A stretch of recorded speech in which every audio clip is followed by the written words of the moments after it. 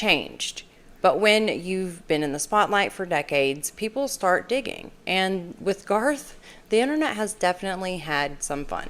We're going to talk about the allegations now.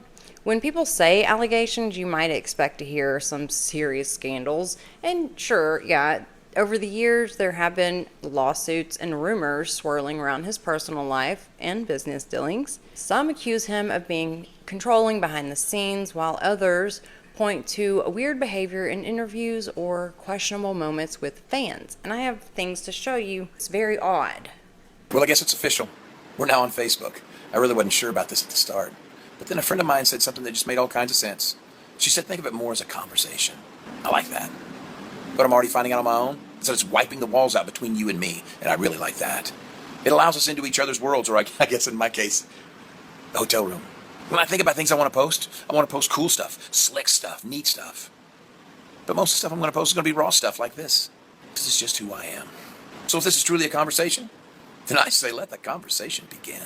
But the truth is, a lot of these so-called allegations we hear about Garth today aren't backed by any hard evidence. They're more like internet theories mixed with real controversies.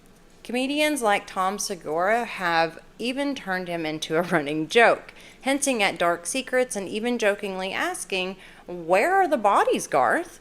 And while that's obviously comedy, it's taken on a life of its own online. To this day, if you scroll through Garth's social media, you'll find thousands of comments repeating the same meme.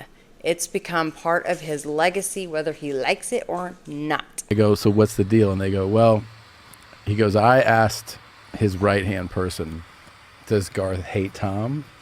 And the guy goes, Garth doesn't hate anybody, which is such a Garth answer. You know, Garth doesn't hate anybody. Because you're just like, no.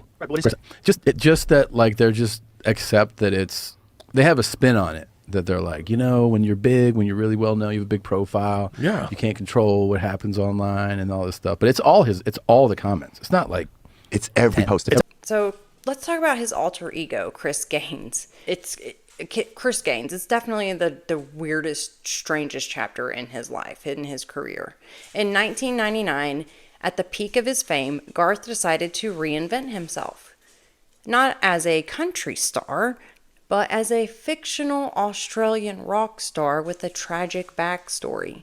He wore a wig, released an album, and even did a behind-the-music special for a character that didn't even exist. It kind of feels like he wanted to be Keith Urban. The project bombed. Fans were confused. I was his biggest fan as a little girl. I'm like, who is this dude? Chris Gaines. Critics were harsh, and